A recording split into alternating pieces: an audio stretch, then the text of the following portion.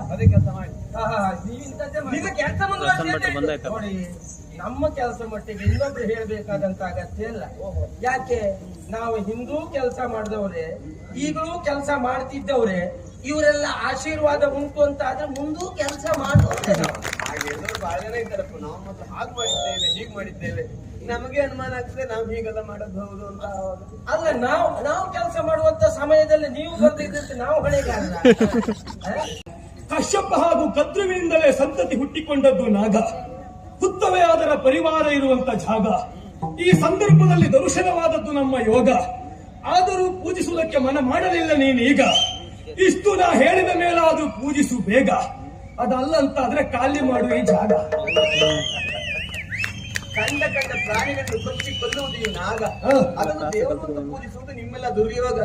ನಿನ್ನ ಮಾತುಗಳೆಲ್ಲ ಇಲ್ಲಿ ಆಗ ಹೋಗ ಹಾಕ ನಿನ್ನ ಬಾಯಿಗೆ ಬೀಗ. ಈಗ ಬಂದದ್ದು ನಿನಗೊಂದು ದೊಡ್ಡ ರೋಗ. ಅದಕ್ಕೆ ಯಾವುದು ಚುಚ್ಚುಮದ್ದು ತಾಗ. ಈ ಜೀವಮಾನದಲ್ಲೂ ನೀವು ಉದ್ಧಾರ ಆಗ. ಬಿಟ್ಟ ಹುಡುಗ ಹೇಳುವುದು ಸುಲಭ, ಆಡುವುದು ಸುಲಭ, ಮಾಡಿ ತೋರಿಸುವುದು ಕಷ್ಟ. ಆದ್ರೆ ನಾನು ಹಾಗಲ್ಲ. ನಾನೊಂದು ಮಾತಾಡ್ತೇನೆ ಅಂತ ಆದ್ರೆ ಅದು ನಡಿಬೇಕು, ನಡೀತಕ್ಕದ್ದು. ಯಾಕೆ? ನಾನು ರಂಜಿನಿ, ಶಿವರಂಜಿನಿ. ಏನಂತ ನೀನು? ರಂಜಿನಿ, ಶಿವರಂಜಿನಿ. ನಾನ್ಯಾರು ಗೊತ್ತುಂಟ? ನಾನು ವಿಜಯ. ಹೋದಲ್ಲಿ ಯಾವತ್ತೂ ಇಲ್ಲ ನಮಗೆ ಅಪಜಯ. ಎಲ್ಲ ಕಡೆಯಲ್ಲೂ ಆದದ್ದು ನಮಗೆ ಜಯ. ಪ್ರಚಾರಗೊಂಡ ಹೆಸರು ವಿಜಯ. ಸಾನುರಾಗದಿ ಜನರೆಲ್ಲ ಮೆರೆವರ ಬೀಗುಲಾಡಿಗೆ ನಾಡು ಜಲ್ವನಾಗ ದೇವತೆಗೆ ಎಲ್ಲಡೆ ಭಕ್ತಿ ಹಾಡು. ಬೀಗುಲಾಡಿಗೆ ನಾಡು ಜಲ್ವನಾಗ ದೇವತೆಗೆ ಎಲ್ಲಡೆ ಭಕ್ತಿ ಹಾಡು. ಹಾಲೆರೆಯುವ ಸಡಗರವು, ಹಾಲೆರೆಯುವ ಸಡಗರವು, ವರ ಕೇಳುವ ಪ್ರಾರ್ಥನೆ ದೈವ ಸಂಭ್ರಮವು. ಸಾಲಾಗಿ ಹೊರಟಿಹರೆಲ್ಲ ಸಲೀಲೆಯಿಂದಲಿ ನಾಗಬನಕ್ಕೆ ಸುಳ್ಳಲ್ಲ. ನಾಗರ ಪಂಚಮಿ ಹಬ್ಬ ಸಾವಿರಾಗದಿ ಜನರೆಲ್ಲ ಮೆರೆವರ ಹಬ್ಬ. ನಾಗರ ಪಂಚಮಿ ಹಬ್ಬ ಹಬ್ಬ ಹಬ್ಬ, ನಾಗರ ಪಂಚಮಿ ಹಬ್ಬ ಸಾವಿರಾಗದಿ ಜನರೆಲ್ಲ ಮೆರೆವರ ಹಬ್ಬ.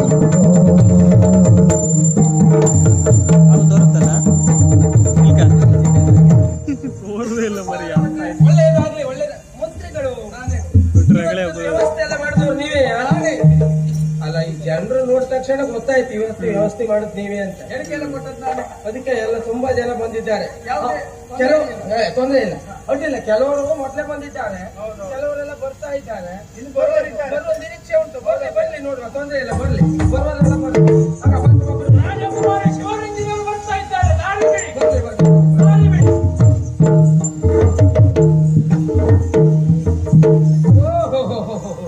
ನೀವು ಬಂದಿದ್ದೀರಾ? ಏನ್ ಬರಬಾರ್ದಿತ್ತ? ಹಾಗೆಲ್ಲ ಬಂದಿದ್ದೀರಾ ಅಂತ ಕೇಳ್ತೇನೆ. ಅದು ಬಂದವರಲ್ಲೇ ಬಂದಿದ್ದೀರಾ ಅಂತ ಕೇಳುದು. ಮತ್ತೆ ಮನೆಗೆ ಹೋಗಿ ಕೇಳಿಕ್ಕೆ ಆಗ್ತದ ಬಂದಿದ್ದವರಲ್ಲಿ? ಹೌದೌದು. ಈಗ ಯಾರು ಬರ್ಲಿಲ್ಲ ಅಂತ ಅವ್ರ ಮನೆಗೆ ಹೋಗಿ ಎಬ್ಬಿಸ್ಕೊಂಡು ನಾ ಕರ್ಕೊಂಡು ಬರುದಾ? ಅದೇ ಕೆಲಸ ಮಾಡಿ. ನೀವು ಇಂಥದ್ದೇ ಮಾಡಿ. ಕೆಲಸ ನೋಡಿ, ನಮ್ಮ ಕೆಲಸ ಮಟ್ಟಿಗೆ ಇನ್ನೊಬ್ರು ಹೇಳ್ಬೇಕಾದಂತ ಅಗತ್ಯ ಇಲ್ಲ. ಯಾಕೆ ನಾವು ಹಿಂದೂ ಕೆಲಸ ಮಾಡಿದವ್ರೆ, ಈಗಲೂ ಕೆಲಸ ಮಾಡ್ತಿದ್ದವ್ರೆ, ಇವರೆಲ್ಲ ಆಶೀರ್ವಾದ ಉಂಟು ಅಂತ ಆದ್ರೆ ಮುಂದೂ ಕೆಲಸ ಮಾಡೋರೆ. ಹಾಗೆ ಎಲ್ಲರೂ ಬಹಳ ಜನ ಇದ್ದಾರಪ್ಪ. ನಾವು ಮೊದಲು ಹಾಗೆ ಮಾಡಿದ್ದೇವೆ, ಹೀಗೆ ಮಾಡಿದ್ದೇವೆ, ನಮಗೆ ಅನುಮಾನ ಆಗ್ತದೆ ನಾವು ಹೀಗೆಲ್ಲ ಮಾಡೋದು ಹೌದು ಅಂತ. ಅಲ್ಲ, ನಾವು ಕೆಲಸ ಮಾಡುವಂತ ಸಮಯದಲ್ಲಿ ನೀವು ಬಂದಿದ್ದಂತೆ ನಾವು ಹೊಣೆಗಾರರ. ನೀವು ಎಷ್ಟೊತ್ತಿಗೆ ಕೆಲಸ ಮಾಡ್ತೀರಿ ಅಂತ ಹೇಳಿ. ಹೌದೌದು. ಈಗ ಮುಂದುವರಿಸ್ಬೋದು. ಮುಂದುವರಿಸಿದ ಜೋರ್ ಎಂತ ಅಯ್ಯ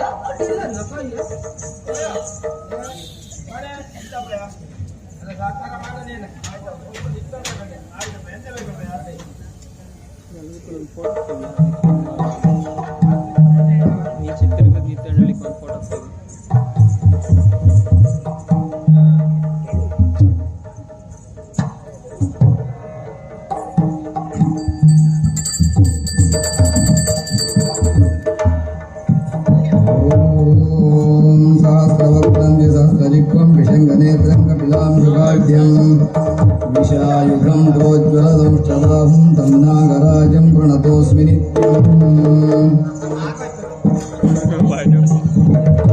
ಆಸ್ತಿಕ ಮಂದಿಗಳೊಂದಾಗುತ್ತಲೇ ನಾಗರ ಬನದೆಡೆ ಸಾಗಿದರು ಸ್ತುತಿ ಮಾಡಿದರು ಕೊಂಡಾಡಿದರು ಕನು ನೀಡಿದರು ವರ ಬೇಡಿದರು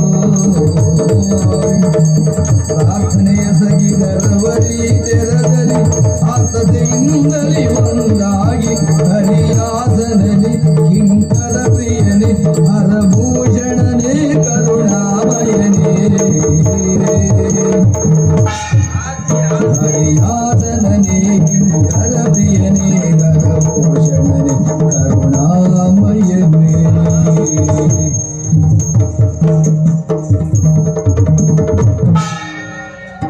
ಮನೆ ಸಾಕು ವರ್ಷಕ್ಕೊಂದ್ ಸಾರಿ ಹೊಡೆದ್ರೆ ಸಾಕು ಬಿಡ ಈ ಹೊಡೆಯೋದು ಅಷ್ಟೇ ಅಂತ ಗೊತ್ತುಂಟು ನನಗೆ.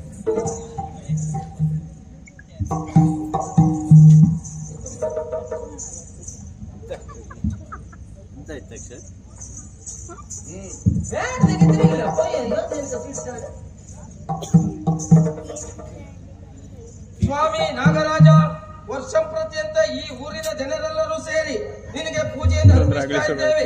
ಮಾಡಿದಂತ ಪೂಜೆಯಲ್ಲಾಗ್ಲಿ ಏನಾದ್ರೂ ಲೋಪದೋಷ ಇದ್ರೆ 7 ಸಮುದ್ರ ಆಚೆಗೆ ಹಾಕಿ ನಮ್ಮನ್ನು ರಕ್ಷಣೆ ಮಾಡಬೇಕೆನ್ನುವುದಾಗಿ ಬೇಡ್ಕೊಳ್ತಾ ಇದ್ದೇವೆ. ಸ್ವಾಮಿ ನಾಗರಾಜ, ಸ್ವಾಮಿ ನಾಗರಾಜ ಈ ತೆರದೊಳಾಸ್ತಿಕರಗಡಣವು ಪ್ರಾರ್ಥನೆಯ ಎಸಗುತ್ತಿರಲಾಕ್ಷಣ ಪ್ರೀತನಾಗುತ್ತ ತೊರೆದು ಒಲ್ವೀಕವನು ತಾನಾಗ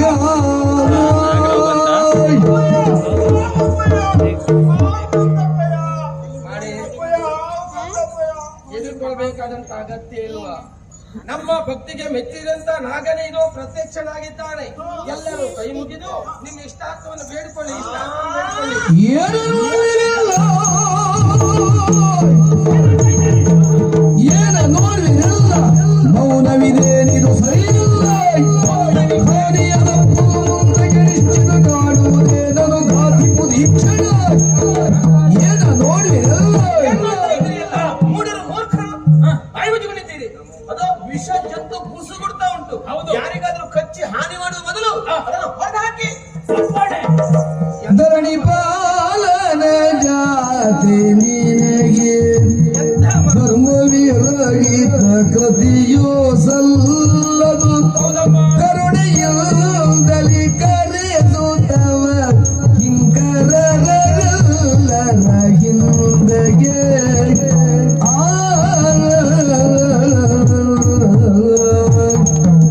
ಅಮ್ಮ, ನಿಮ್ಮ ಮಾತನ್ನು ಕೇಳಿದಾಗ ಆಶ್ಚರ್ಯ ಆಗ್ತಾ ಉಂಟು. ತಿಳಿದು ಈ ರೀತಿ ಮಾತಾಡ್ತಾ ಇದ್ದೀರೋ ತಿಳಿಯದೆ ಮಾತಾಡ್ತಾ ಇದ್ದೀರೋ ನನಗೊಂದು ಅರ್ಥ ಆಗುವುದಿಲ್ಲ. ಇದೊಂದು ವಿಷ ಜಂತು, ಇದನ್ನು ಕೊಲ್ಲೆ ಎನ್ನುವುದಾಗಿ ಹೇಳ್ತಾ ಇದ್ದೀರಾ. ಇದರ ವಿಶೇಷತೆ ನಿಮಗೆ ಗೊತ್ತಿಲ್ಲ ಅಂತ ಆಯ್ತು. ನಾಗಾರಾಧನೆಯ ಪುಣ್ಯ ಭೂಮಿ ಇದು. ಈ ನಾಗ ಒಲಿದಂತಾದ್ರೆ ಸಂತಾನವನ್ನು ಸಂಪತ್ತನ್ನು ಕರುಣಿಸುವಂತ ಯೋಗ್ಯತೆ ಈ ನಾಗನಿಗುಂಟು. ಅದೇ ನಾಗ ಮುನಿದ ಅಂತಾದ್ರೆ ಜೀವನದಲ್ಲಿ ಮದುವೆ ಆಗ್ಲಿಕ್ಕಿಲ್ಲ. ಒಂದು ವೇಳೆ ಮದುವೆ ಆದ್ರೂ ಮಕ್ಕಳಾಗುವುದಿಲ್ಲ. ಕುಷ್ಠರೋಗ ಪ್ರಾಪ್ತಿ ಆದೀತು. ಆದ್ರಿಂದ ಮಾಡಿದ್ದು ತಪ್ಪು ಎನ್ನುವುದಾಗಿ ಕ್ಷಮೆ ಕೇಳಿ ಅಮ್ಮ. ಎಲ್ಲ ಬದುಕಲಿಕ್ಕೆ 4 ಮಂತ್ರ ಹೇಳುವ ನೀವು ನನಗೆ ಬುದ್ಧಿ ಹೇಳುವಷ್ಟು ತಯಾರಾಗಬೇಕು. ಅದಲ್ಲದೆ ಹೋದ್ರೆ ಅದು ವಿಷಜಂತು ಅಲ್ಲ, ಅದನ್ನು ಪೂಜಿಸಿದ್ರೆ ವರ ಕೊಡ್ತದೆ. ಹೌದು, ಸಂತಾನವನ್ನು ಸಂಪತ್ತನ್ನು ಎಲ್ಲೋ ಮಾಡಿದ ಬದಿಯಲ್ಲಿ ಕೋಳಿ ಗುಡ್ನ ಬದಿಯಲ್ಲಿ ಮಾಡಿದ ತುದಿಯಲ್ಲಿ ತಿರುಗಾಡುವಂತಹ ವಿಷ ಜಂತು ಅದು. ಅದನ್ನು ದೇವರು ಅಂತ ಹೇಳುವುದ ನೀವು. ಮತ್ತದು ಒಲಿದ ಅಂತಾದ್ರೆ ಸಂತಾನವನ್ನು ಕೊಡ್ತದೆ. ಅವರವರ ಆರೋಗ್ಯಕ್ಕೆ ಸಂಬಂಧಪಟ್ಟಂತಹ ವಿಷಯ ಹೊರತು ಮಕ್ಕಳಾಗದೆ ಇರುವುದು ಈ ದೋಷ ಅಂತ ಹೇಳುವುದು ನಿಮ್ಮಂತಹ ಬ್ರಾಹ್ಮಣರು ಹಬ್ಬಿಸಿದಂತಹ ಭ್ರಮೆ ಇರುವುದಕ್ಕೆ ಅನುಮಾನವೇ ಇಲ್ಲ. ಮತ್ತೆ ಮದುವೆ ಆಗದೆ ಇರುವುದು ಪಾಪ. ಎಲ್ಲ ಈ ಮದುವೆ ಆಗದೆ ಇದ್ದವರಿಗೆಲ್ಲ ನಾಗದೋಷವೇ ಆಗಿದ್ರೆ ಅವರೆಲ್ಲ ಎಲ್ಲ ನಾಗರಲ್ಲೇ ಇರ್ತಾ ಇರುವುದ ಇನ್ನು. ಅದಲ್ಲ, ಅವರವರ ಪ್ರಾರಬ್ಧಕ್ಕೆ ಸಂಬಂಧಪಟ್ಟಂತಹ ವಿಷಯ. ನಿಮ್ಮ ಮಾತಿಗೆಲ್ಲ ಮನ್ನಣೆ ಕೊಡುವುದಿಲ್ಲ. ಏನ್ ಮಾಡ್ತಾ ಇದ್ದೀರಿ? ಬೇಡ ಬೇಡವೈ ಕರವ ಮುಗಿಯುತ್ತ ಬೇಡಿಕೊಂಡೆನೋ ಸಲ್ಲದೆನ್ನುತ್ತ ಕೇಳದಾಗದು ನಾಗನಿಂದಲೇ ಕಾಡಲೇದಗೆ ಕ್ರೋಧದಿಂದಲೇ ಬೇಡ ಬೇಡವೈ. ನಿಮ್ಗೆ ಹೇಳುವಷ್ಟು ದೊಡ್ಡವಳು ನಾನಲ್ಲ. ಆದ್ರೆ ಒಂದಮ್ಮ, ಭೂಲೋಕದಲ್ಲಿ ಕಣ್ಣಿಗೆ ಕಾಣುವ ದೇವರು ಯಾರು ಕೇಳಿದ್ರೆ ಅದು ನಾಗದೇವರು ಎನ್ನುವುದಾಗಿ ಎಲ್ಲವರು ಹೇಳ್ತಾರೆ. ಅಮ್ಮ, ನಾಗ ಒಲಿದರೆ ಹೂವು, ಮುನಿದರೆ ಮಾತ್ರ ಹಾವಮ್ಮ, ಹಾಗಾಗಿ ಅದು ಹೊಡಿಬಾರ್ದಮ್ಮ. ಎನಗೆ ನೀತಿಯ ಬೇಡವಂತೆಯ ಎನಗೆ ನೀತಿಯ ಬೇಡವಂತೆಯ ಇದು ಧೈರ್ಯವೇ ಮನೆಯ ಆಳುನೇ ಮನೆಯ ಬೇಡವ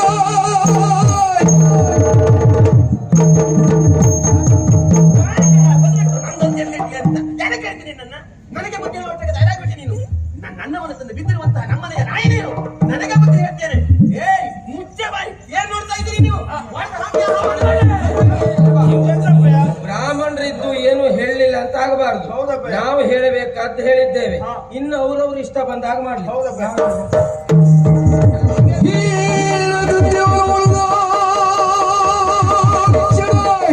ಬಂಧನಾಕ್ಷರ ದಿಗ್ವಿಜಯ ಏನಿದೇನಿದು ಹೀನರುತ್ತದೆಯೋ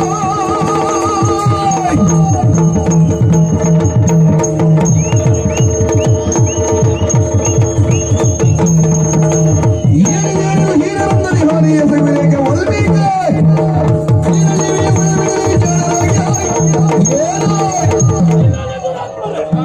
ಯಾವ ದುಷ್ಟತ್ವವನ್ನು ಮಾಡುತ್ತಾ ಇದ್ದೀರಿ ಅನ್ನೋದು ನೆನಪಾದ್ರೂ ಉಂಟೆ ನಿಮಗೆ? ಭರತ ಭೂಮಿಯಲ್ಲಿ ಕಣ್ಣಿಗೆ ಕಾಣುವ ಸಿಂಹ ದೇವರು ಯಾರು ಕೇಳಿದ್ರೆ ಅದುವೇ ನಾಗದೇವರು. ಶ್ರದ್ಧಾ ಭಕ್ತಿಯಿಂದ ವರುಷಕ್ಕೊಮ್ಮೆ ನಾಗರ ಪಂಚಮಿ ಎನ್ನುವಾಗಿ ಆಚರಣೆ ಮಾಡಿದಾಗ ಪ್ರತ್ಯಕ್ಷಗೊಂಡಂತ ನಾಗದೇವರನ್ನ ಕೊಲ್ಲುವುದಕ್ಕೆ ಮುಂದಾಗ್ತಾ ಇದ್ದೀರಲ್ಲ, ಯಾಕೆ ಹೀಗೆ ಮಾಡ್ತಾ ಇದ್ದೀರಿ?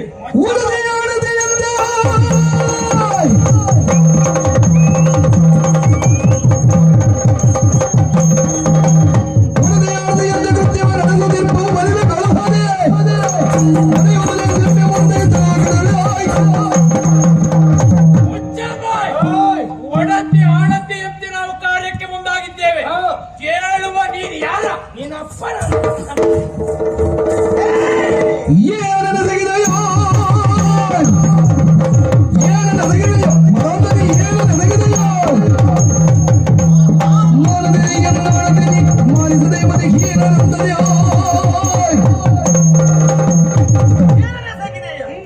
ನನ್ನ ಅನುಯಾಯಿಗಳೆಲ್ಲ ಬಂದು ಹಾವನ್ನು ಪಡೆಯಬೇಕು ಕ್ಷಣಕ್ಕೆ ಒಂದು ಕಡದಟ್ಟನ ಅಷ್ಟೇ ಅಲ್ಲ, ಅವರನ್ನ ಪಡೆದಾಡ್ತಾ ಇದೆಯಲ್ಲ.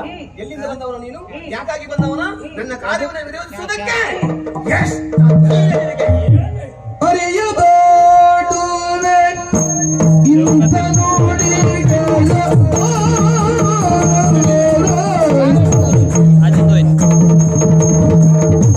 ಅರಿಯದಾಡುವೆ ಇಂಥ ನುಡಿಗಳ ಬರಿದೆ ಘೋಷಿಪುದೇಗೆ ಸಲ್ಲದು ಬರಿದೆ ದೂಷಿಪುದೇಗೆ ಸಲ್ಲದು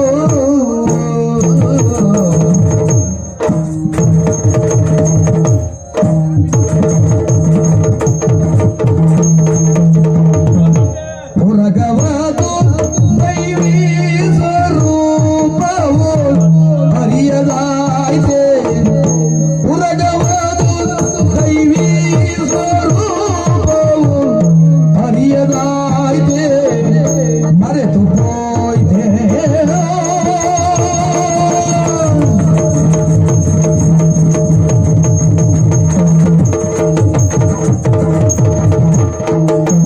ಉರಗವಾದು ದೈವೀ ಸ್ವರೂಪವು ಅರಿಯದಾಯ್ತೆ ಮರೆತು ಹೋಯ್ತೆ.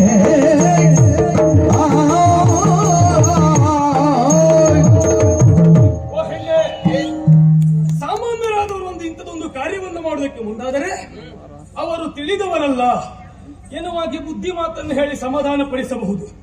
ಹಾಗಂತ ಕಲಿತವರು ಇಂಥದೊಂದು ಕಾರ್ಯವನ್ನು ಮಾಡುವುದಕ್ಕೋ ಮಾಡಿಸುವುದಕ್ಕೂ ಮುಂದಾಗ್ತಾರೆ ಅಂತಾದ್ರೆ ಅವರಿಗೆ ಏನ್ ಹೇಳಬೇಕು ಹೇಳು? ಈಗ ನಿನಗೆ ಗೊತ್ತಿಲ್ಲ ಅಂತಲ್ಲ, ನನಗ ಗೊತ್ತಿದ್ದದನ್ನ ನಾಗದೇವರ ಕುರಿತು ಸ್ಪಷ್ಟವಾಗಿ ನಿನ್ನಲ್ಲಿ ಹೇಳ್ತೇನೆ ಕೇಳು.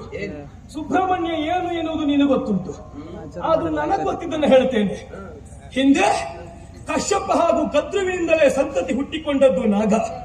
ಹುತ್ತವೇ ಅದರ ಪರಿವಾರ ಇರುವಂತ ಜಾಗ. ಈ ಸಂದರ್ಭದಲ್ಲಿ ದರ್ಶನವಾದದ್ದು ನಮ್ಮ ಯೋಗ. ಆದರೂ ಪೂಜಿಸುವುದಕ್ಕೆ ಮನ ಮಾಡಲಿಲ್ಲ ನೀನೀಗ.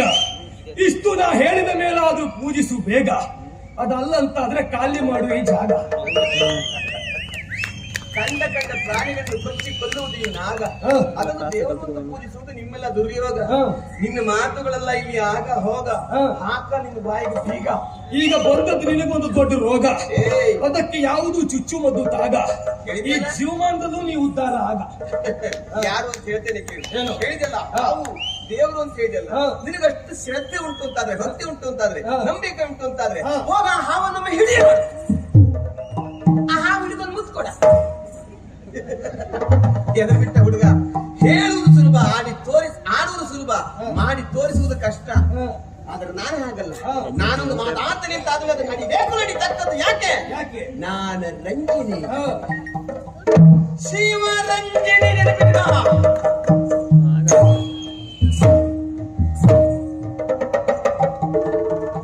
ಮೀಸೆ ಮೇಲೆ ಕೈ ಹಾಕಂತ ಹೇಳಿದ್ದಲ್ಲ ನಾನು, ಹಾವಿಡಿ ಅಂತ ಹೇಳಿ.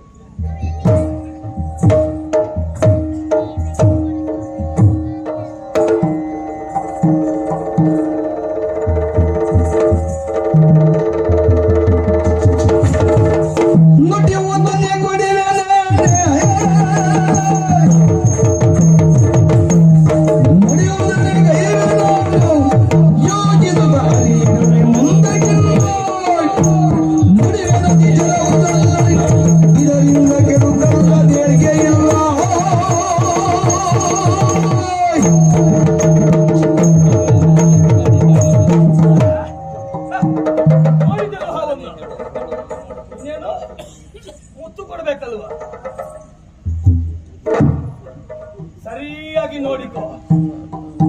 ಆಡಿದ್ದನ್ನೇ ಮಾಡುವವನು ನಾನು, ಆಡಿದ ಮೇಲೆ ತಪ್ಪುವನಲ್ಲ ನಾನು.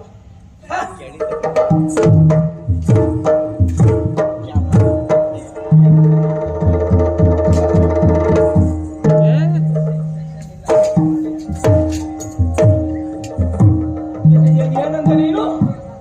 ರಂಜಿನಿ, ಶಿವರಂಜಿನಿ. ನಾನ್ಯಾರು ಗೊತ್ತುಂಟ? ನಾನು ವಿಜಯ. ಹೋದಲ್ಲಿ ಯಾವತ್ತೂ ಇಲ್ಲ ನಮಗೆ ಅಪಜಯ. ಎಲ್ಲ ಕಡೆಯಲ್ಲೂ ಆದದ್ದು ನಮಗೆ ಜಯ. ಪ್ರಚಾರಗೊಂಡ ಹೆಸರು ದಿಗ್ವಿಜಯ. ಏನಂದೆ? ಮೀಸೆ ಮೇಲೆ ಕೈಯಾಡಿಸಬೇಡ ಇರುವ ಹಾಗೆ. ಮೀಸೆ ಎನ್ನುವುದು ನಮ್ಮಂತ ಗಂಡು ಮಕ್ಕಳು ಪಂತಾಹ್ವನದ ಮಾತನ್ನ ಕೇಳಿದಾಗ ಸಹಜವಾಗಿಯೇ ಮೀಸೆ ಮೇಲೆ ಕೈ ಹೋಗುವುದು. ಆ ವಿಷಯದಲ್ಲಿ ನಿನಗೆ ಮಾತನಾಡುವ ಅಧಿಕಾರ ಇಲ್ಲ. ಯಾಕೆ ಹೇಳು? ಸಾಯುವಲ್ಲಿವರೆಗೂ ನಿಮಗೆ ಮೀಸೆ ಬರುವುದಿಲ್ಲ. ಹಾಗಿರುವಾಗ ಮೀಸೆ ಬಗ್ಗೆ ಮಾತನಾಡುವ ಅಧಿಕಾರ ನಿಮಗೆ ಯಾವತ್ತೂ ಇಲ್ಲ. ನೆನಪಿಟ್ಟುಕೊಳ್ಳಿ, ಒಂದು ನೆನಪಿಟ್ಟುಕೋ. ನುಡಿದಂತೆ ನಡೆವನು ದಿಗ್ವಿಜಯ.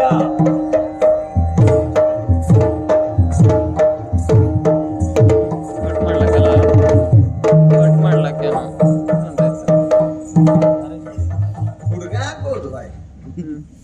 ನಾನು ಹೇಳಿದ್ದು ನೋಡು ಹಾವು ಹಿಡಿ ಅಂತ.